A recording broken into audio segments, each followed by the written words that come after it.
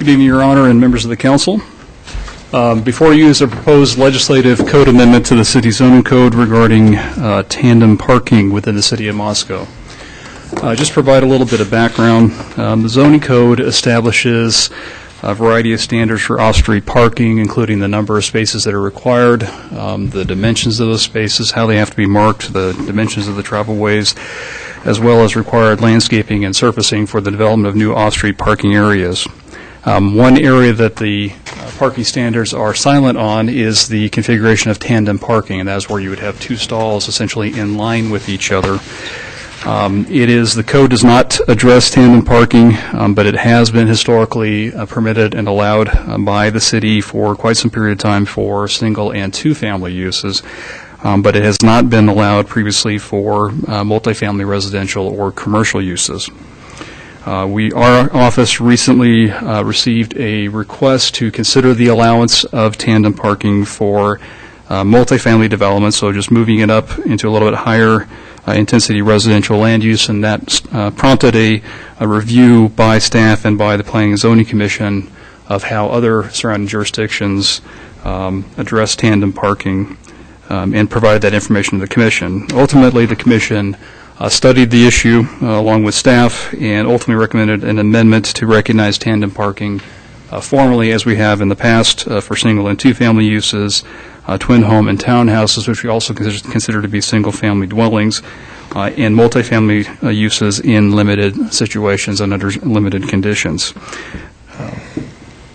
As you see, we had a table actually that was included in your packet this evening that researched how other communities had addressed tandem parking, and many of them were very similar to how we have historically managed it, and where it's generally permitted in single-family, two-family, townhouse, and other similar types of projects, but very few of them actually recognize or allowed it in multifamily. There were a couple, and after talking to some staff in other jurisdictions where the code doesn't currently explicitly allow it, they indicated that they were allowing it on certain projects and looking at amending the code to allow it in limited situations.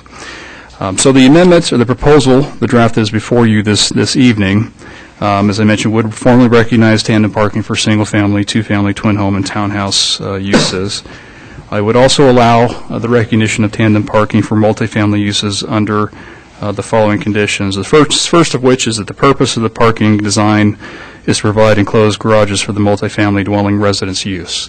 That really was the driver on the approach to us to recognize that parking was they wanted to provide this amenity to the project, and they wanted to be able to place a parking stall essentially behind a garage door. So they would like to have the space in the garage bay be considered towards providing the off-street parking requirement and have a parking space in front of that garage door.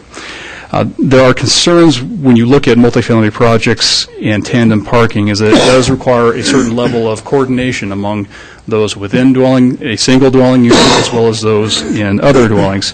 And if you think about the off-street parking requirement for multifamily use, we have a variety of standards, whether it's a single bedroom apartment, it's 1.25 parking spaces per unit. If it's a two-bedroom park, it's 1.75, and it's three or more, it's 0.75 stalls per bedroom.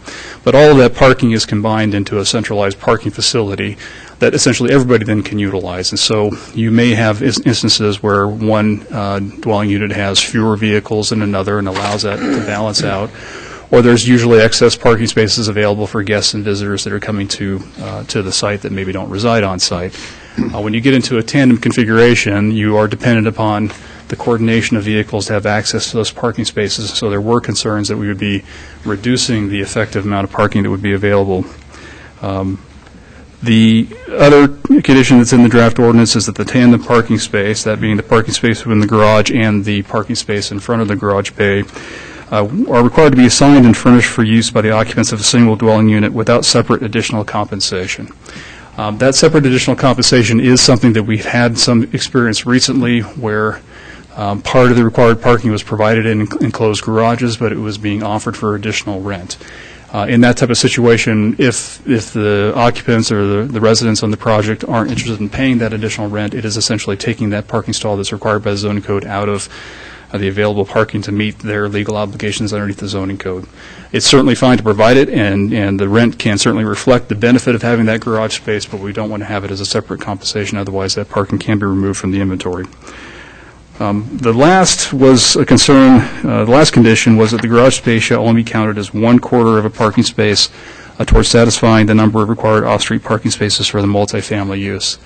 There were concerns from the commission that garages become great places to store bikes and stuff, and you don't have that phenomenon when you have a parking lot, or at least not very often. And so you can have personal household goods that would end up, filling some of these garage units and effectively taking some of the parking that is required in the zoning code away because it's being utilized in that fashion. There is also a concern that it does require coordination, and that if you had a 3-bedroom unit and it required 2.25 parking spaces for that unit, and there are the 2 spaces there in tandem, if they had a guest or visitor coming, where would they park? Their only option may be to park behind somebody else's garage door.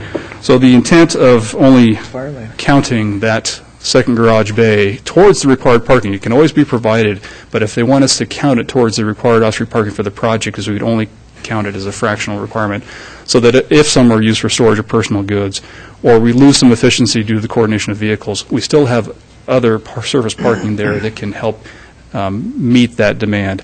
They're getting some benefit because every 4 stalls essentially is knocking off a stall they have to put out in the exterior surface parking, but we're also making sure that we aren't counting it 100% where we might find that 75% of them are being used for storage, and now we have half of the parking that the code would require. The Planning and Zoning Commission conducted a public hearing upon the proposed amendment on April 28th, at which time they unanimously recommended approval of the amendment to the City Council. And I will also note that we had a letter that we neglected to get into the packet that was submitted for the Planning and Zoning Commission's hearing from Victoria Seaver in support of the proposed amendment. With that, I'd be happy to try to answer any questions you may have. Bill, in our packet, I noticed that you gave 9 examples of 9 different cities, 4 of them in the state of Idaho and the rest in Montana as well as Washington, and they were kind of all over the board. Some did not permit it, others allowed it, and then others allowed it if you had valet parking or a tenant present, and some of them wasn't even mentioned in their code. Kind of interesting. So it's kind of all over, about every kind of a variety that you can. It is. So I appreciate the fact that you gave the council and us a number of different things in our area. Dan, you had a question? Yeah, Bill, going back to the way our code works, I'm figuring that this is coming to us because it's not explicit in our code at the moment. So this is a way to, since it's not explicit, our code says it's not allowed. So this is a way to, if nothing else, codify it in a way that is allowed in some instances. For the single-family and two-family, I think that's the case. I mean, that's been historically allowed. It is somewhat recognized in the code when it discusses the parking configuration, but not explicitly. So we did want to address that. In the multifamily, that would be a different configuration. We generally have not recognized in that past, and this is a new allowance that we have not allowed in previous developments.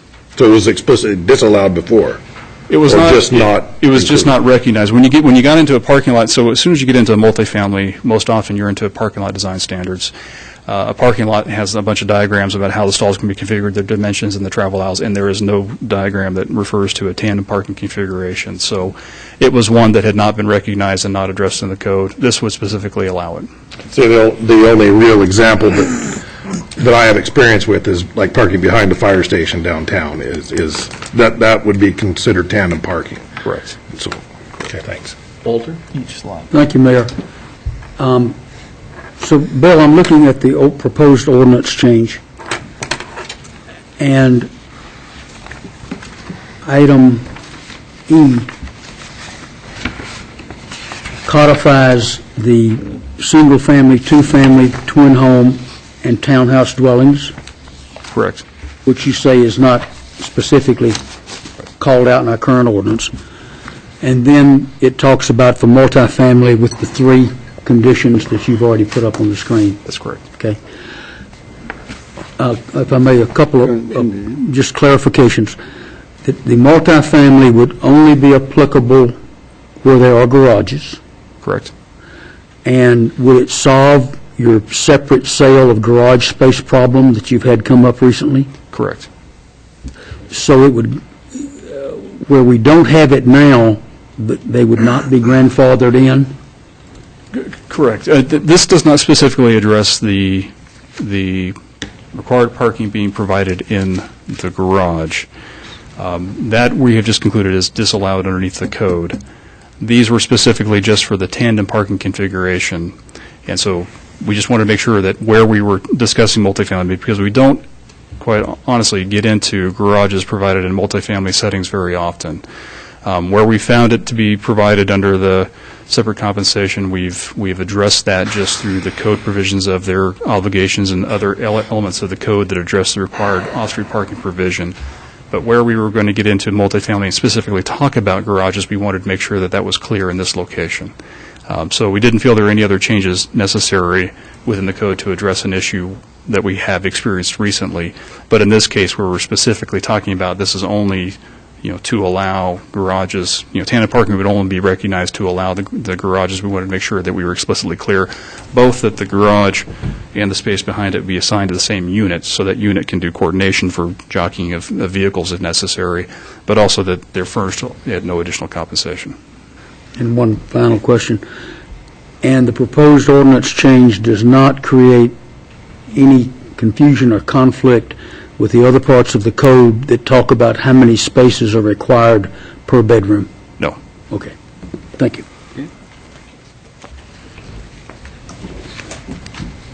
Other comments before I open it up to public hearing in the council? I just have one question. Within our proposed code, are we allowing tandem to be more than 2, or are we only allowing 2 in series? Only 2. Only 2. So we can't count a tandem of 3. That was not contemplated, no. Okay. I wasn't clear in reading it, and I just wanted to make sure. Okay, thanks. Okay, we will open the public hearing. Any of those in favor, please step to the podium and give us your name and your address. And I see no one rushing to the podium, so anybody with general comments or would disagree with this, please step forward. Going once, going twice, I will close the public hearing. How would the council like to proceed? Mr. Mayor? Yes, sir. I would make a motion to approve the ordinance on the suspension of the rules requiring 3 complete and separate readings, and that it be read by title and published by summary. Second. Okay, Walter made a motion to approve. And Laura, you got that? With under the suspension of the rules requiring 3 complete and separate readings. And Tom Lamar seconded it. Start with the roll with Art. Aye. Aye. Aye. Aye. Okay, that passed 6-0. Thank you very much. We will move on to our second public hearing, folks. Oh, hang on a second. I got to read the ordinance. Sorry. Lori, this is ordinance number 2014-5. Okay, folks. It's kind of my personality. I just move right along. I'm like the energized buddy here. Here we go. Ordinance number 2014-05, an ordinance of the City of Moscow of Idaho, a municipal corporation in the state of Idaho, providing for the amendment of Moscow City Code Title 4, Chapter 6, providing for the amendment of the design requirements for parking lots, including the allowance of tandem parking, providing that the provisions of this ordinance be deemed severable, and providing for this ordinance to be in full force and effect from the date of its passage, approval, and publication according to law.